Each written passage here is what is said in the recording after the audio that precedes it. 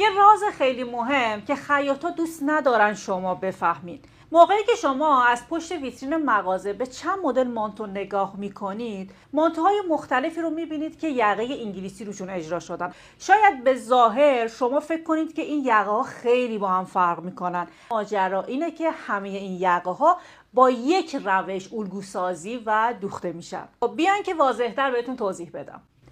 به این دوتا مدل خوب نگاه کنید. مدل بالایی پهنای دکمه خور زیادی داره، خط شکستش تا خط کمر هست، یعنی در واقع بازی یقمون تا خط کمر هست.